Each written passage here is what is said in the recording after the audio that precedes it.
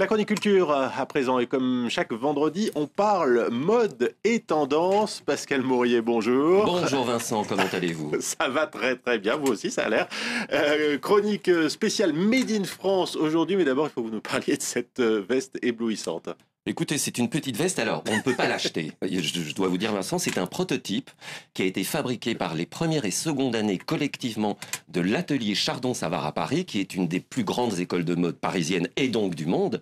Et en fait, les étudiants travaillent toute l'année pour faire un défilé. Le défilé s'est achevé en fait il y a quelques heures au Cirque d'Hiver. Et j'ai choisi pour vous aujourd'hui cette petite veste. Elle est très bien, elle est vraiment très bien, et c'est une veste, alors j'allais dire française, parce que c'est vrai aujourd'hui, nous allons parler du Made in France, Vincent. Le Made in France qui est quand même ce qui est fait, ce qui est fabriqué en France, et aujourd'hui on a envie que... Tout le monde a cette envie de Made in France. Alors, on a envie pourquoi? Parce que d'un côté, on va pouvoir briller à l'étranger, mais surtout, on va pouvoir conserver en France des emplois, voire même en créer. Alors, dans le secteur textile français qui est totalement exsangue, aujourd'hui, on démarre par de la communication. Alors là, on va aller tout de suite voir quelques images au jardin du Palais Royal, place du Palais Royal à Paris. C'était juste coincé entre le Louvre et le Conseil constitutionnel. C'est une expérience très ludique qui était proposée par Sylvie Maisonnave, la directrice artistique du salon Made in France qui fêtait ses 10 ans, qui est le salon des hauts façonniers. Alors, vous aviez 12 bulles satellites en gravitation autour d'une grosse bulle avec des créations des principaux jeunes créateurs français. Alors, Aganovitch, Le Moine Tricotte, Béatrice de Mulder-Ferrand, Léa Pécreux, Mal-Aimé, j'en passe, il y en avait une dizaine. Ce qui est extraordinaire, c'est que ces bulles n'étaient pas du tout protégées, c'était en plein Paris. Mais c'est quand même c'est rare de pouvoir comme ça regarder, approcher des vêtements de créateurs de mode en pleine rue. Mais oui, parce qu'avec le vêtement de créateur de mode, on se dit tout de suite que c'est quelque chose de très compliqué, quelque chose de très chichiteux, et cette exposition pose vraiment la question du vêtement de créateur. C'est vrai que le vêtement de créateur, il fait peur, parce que d'une manière générale, c'est vrai que ma veste aujourd'hui, c'est un petit peu une provocation, mais le vêtement de créateur, on en a peur, on pense que c'est toujours extrêmement cher, alors qu'en fait, c'est fait pour le défilé, c'est fait pour le spectacle, et quand vous allez dans les boutiques, c'est pas si cher que ça, quand même un petit peu, mais c'est surtout d'une qualité extrême. Alors, en fait, cette exposition au place du Palais Royal était en fait la partie émergée du salon Made in France, qui est le salon des façonniers. Qui se passait juste en dessous, c'est ça? Qui se passait juste en dessous, dans les sous-sols du Carrousel du Louvre. Et les façonniers avaient besoin de faire une communication, eux qui ont un problème extraordinaire, qui est de ne pas pouvoir communiquer. C'est-à-dire que les façonniers français qui travaillent aujourd'hui, pour les grandes marques, que ça soit Dior, que ça soit Chanel, que ça soit d'autres,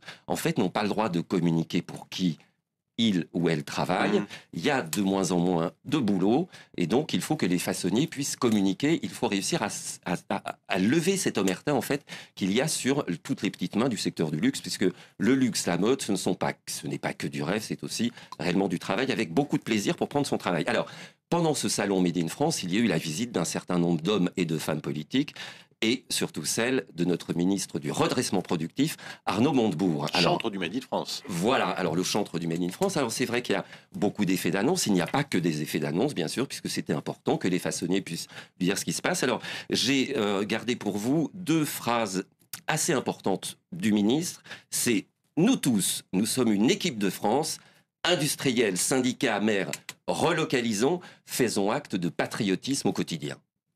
C'est une belle envolée lyrique. Et surtout celle-ci, vous savez Vincent, dans l'industrie textile, il y a de très beaux métiers pour les jeunes filles. Alors bon, nous n'allons pas tacler notre ministre simplement pour cette petite affirmation benoîtement sexiste, mais c'est vrai qu'à le suivre, on avait vraiment envie d'y croire à ce Made in France. Mais c'est vrai qu'il faudrait aujourd'hui lever l'omerta. Alors, Pascal, vous êtes venu avec une autre veste, un chouïa moins voyante, mais voilà. C'est aussi du Made in France. Alors, c'est aussi du Made in France. Et en fait, cette veste que je vous montre, vous voyez, qui est tout à fait classique, on peut dire même de facture germano-pratine, avec la petite poche ticket ici.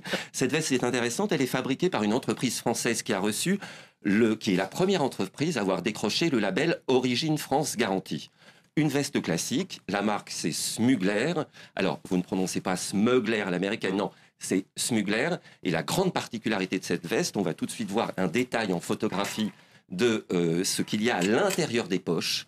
Ce sont des filaments qui vont arrêter à 95% les ondes électromagnétiques qui sortent de votre portable, Vincent. Parce que cette veste, elle est faite pour nous. Quand vous avez votre portable dans la poche, vous voyez, on voit un petit peu les filaments, eh bien, les ondes magnétiques, comment peut-on dire, vont peut-être aggraver, blesser, ce qui fait de vous un homme, Vincent. D'accord. Donc, aujourd'hui, je pense que aucun risque. c'est une très belle opération. C'est une opération, il y a 3 trouvailles en fait dans cette veste. C'est d'abord la trouvaille technologique, ensuite c'est une trouvaille technologique qui ne se voit pas, car elle est à l'intérieur de la veste, et en plus c'est une merveilleuse histoire à raconter, donc on est dans le storytelling pour Smuggler. Smuggler, ça va être le jackpot. Alors, on parle justement de raconter d'histoires. C'est vrai que les marques, les griffes qui plaisent, c'est justement celles qui racontent des histoires. C'est celles qui peuvent raconter des histoires et des histoires qui tiennent et qui sont cohérentes. Alors maintenant, on va voir un clip, on va voir une vidéo, puisque c'est un classement Ipsos ASI qui a sorti son 26e palmarès du film de publicité. Le premier en affichage et en télévision.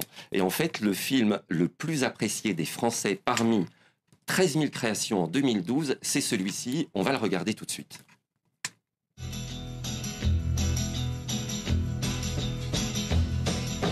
You keep playing where you shouldn't be playing. And you keep thinking that you'll never get burned. Ha! I just found me a brand new box of matches. Laissez-moi deviner, c'est une pub pour un parfum français. Ah, c'est une pub pour un parfait français. C'est la petite robe noire de Guerlain. Alors en fait, c'est une publicité qui est totalement dans la tendance, puisque c'est une invitation au voyage, un appel à la sensualité, à la sensorialité et au plaisir esthétique. Et en fait, comment elle s'appelle cette maison? La maison Ipsos a vraiment montré qu'en 2012, parmi tous ces sondages, ces marques déploient des codes qui sont des codes de séduction. Et ça fonctionne très bien. Alors, ce qui était très important également dans ce clip, et c'est pour ça qu'il est cohérent, c'était la musique. Alors, vous avez bien reconnu... Nancy Sinatra. Nancy Sinatra, Ziz Boutin, voilà. Ce qu'il faut savoir en plus pour la cohérence du produit, c'est qu'en fait, l'auteur du titre, Lee Hazlewood, avait demandé à Nancy Sinatra de chanter la chanson comme si elle avait 16 ans et comme si elle refusait les avances d'un quadragénaire. Donc, ce qui est intéressant dans ces pubs, c'est quand on arrive à être sur un double langage avec un double codage. Alors, la tendance pour 2013, vous allez me demander, Vincent. J'allais le faire. Eh bien, aujourd'hui, c'est une nouvelle pub qui n'est pas totalement française, mais on va la regarder quand même tout de suite sur l'écran géant. Et en fait, c'est une pub italienne, c'est la nouvelle pub Prada. C'est les aventures de Candy Lo. Alors Candy Lo, c'est pas une marque de machine à laver. Lo, c'est L''EAU. Avec un casting de rêve, vous avez Wes Anderson, Roman Coppola, Léa Seydoux. C'est un triangle amoureux et c'est l'histoire de Jules et Jim, François Truffaut, 1962, la nouvelle vague. Donc vous voyez, même, c'est une chronique cocorico, Vincent. Hein. Donc même les Italiens, avec leurs histoires magnifiques, arrivent quand même à venir nous prendre des scénarios français avec ces histoires de trio. Merci Pascal Moyer, on va s'arrêter là. Eh bien, et vous merci allez Vincent. J'ai l'impression que c'est un peu chaud quand même. Un peu chaud. Mais c'est une veste d'hiver.